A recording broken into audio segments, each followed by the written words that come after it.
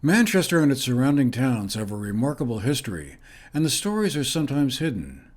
But on Sunday, September 3rd, a group from the Manchester Historical Society gathered on a hillside off North Road in Manchester, near the intersection with Route 7A, to shed some light, literally, on one family that played an important role in the early history of the town, by cleaning off the gravestones at the family cemetery.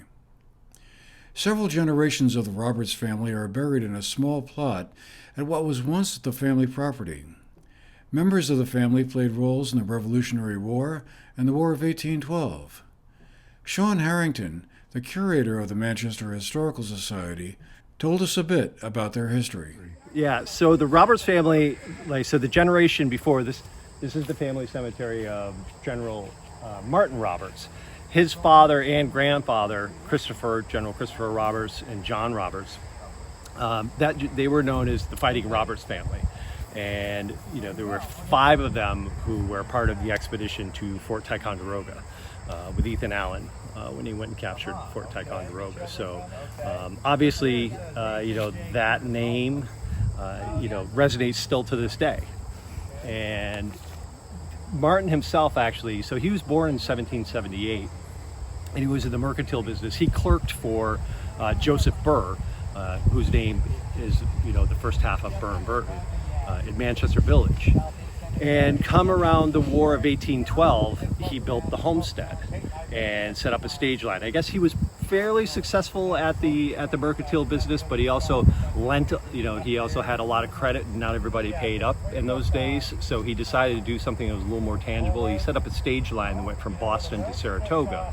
He was an investor in there, and they would come straight through here. They would start in Boston, they would go up to Concord, Keene, they would stop up in Land Grove and Peru, and then come down through here, because the original main road actually went right in front of this property and continued across North Road Overlook and then onwards towards Saratoga. And the house was called the Roberts Homestead, and it was a destination. It was on a much smaller scale, say, than the Equinox, but he operated fairly autonomously from during the years following the War of 1812 up until the Civil War. And by that time, Manchester had become a little bit more of a destination. So, and obviously with the arrival of the train in 1852, the stages were kind of phased out. But by then, Martin had made his claim, and the homestead was a very successful business for him. And he is buried here with his wife, some of his daughters, children. He's got his grandfather and his father are buried in Dellwood Cemetery. One of his sons is buried in Dellwood Cemetery. He was a brigadier general during the Civil War. So it's kind of cool. This is one of probably 2 known of family cemeteries in Manchester town limits. So it's very, it's a unique situation, because a lot of times when the cemeteries like Factory Point, and especially Dellwood, when it was established in 1865, people were buried kind of where they fell, so to speak, but and I'm sure there's more family cemeteries on the old farms than we know about, because a lot of times, buying a headstone was an expensive endeavor. So, not everybody had their graves marked.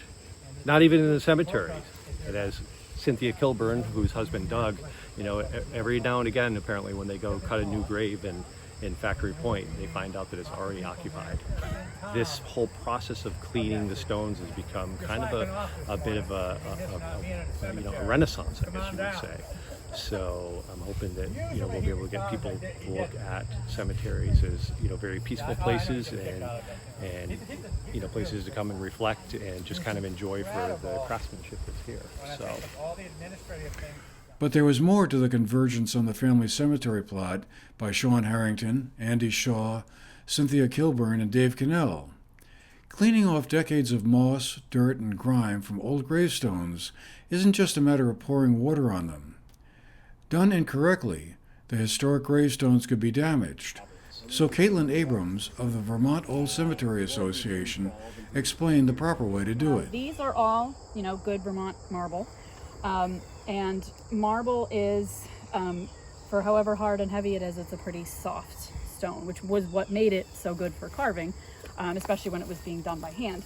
But the other thing is that it's, as we can see, it's very prone to weathering, unlike, a granite stone that's really hard and it's not going to go through that.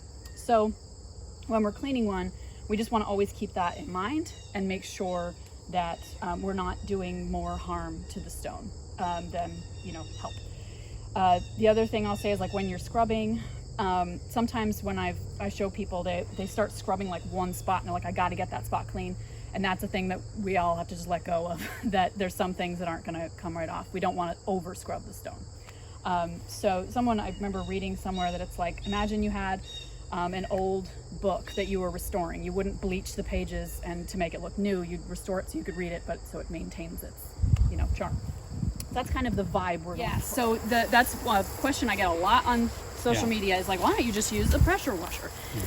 And really, if you look at some stones that I'm sure some stones we're going to see today, you'll see that they've kind of started to weather because what a power washer does clean it, but it cleans it by blasting away the top layer. So I've heard it compared to like if you took out a loaf of bread, you just made it, you pried off the crust and then just left it out. Like, how long is it going to last? You just destroyed like all the protective layers of it. So it means that we're probably not going to get the nice bright white thing that it originally was, but we're going to be able to read it and it'll hopefully preserve it for a little while longer. And it's possible, I'm seeing with this one might have had maybe not power washing, but maybe some kind of bleach, because you can see that some of the grain, the marble grain, is kind of like exposed and it's like three-dimensional there.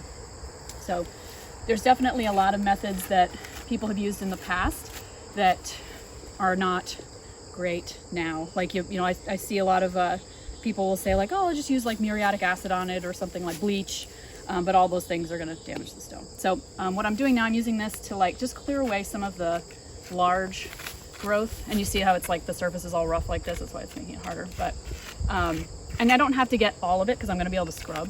But it's nice to not have to rub that into the stone.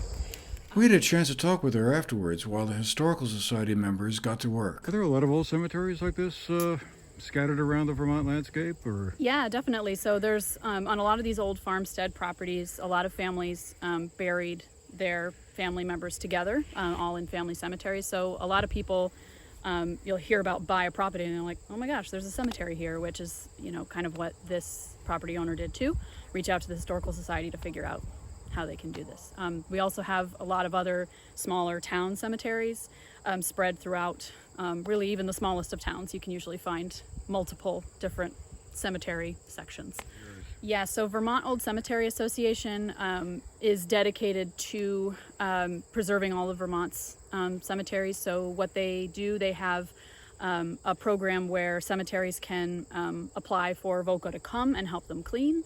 So VOCA goes around all over Vermont doing that all throughout the summer. They're usually pretty booked up because there's a lot of cemeteries to clean. And same kind of thing for smaller cemeteries like this. They're also a really great source of information on how to clean and how to go about asking for permission to clean. So if it's something that anyone's interested in, definitely check out Vermont Old Cemetery Association, because it is a volunteer-only organization and you pay for membership, and that helps cover the cost of all of those trips out to clean up Vermont old cemeteries. Small little family graveyards can be spotted here and there off many Vermont roads. They speak to often forgotten chapters in Vermont's history and the people who formed the brave little state. For the GNAT-TV News Project, I'm Andrew McKeever.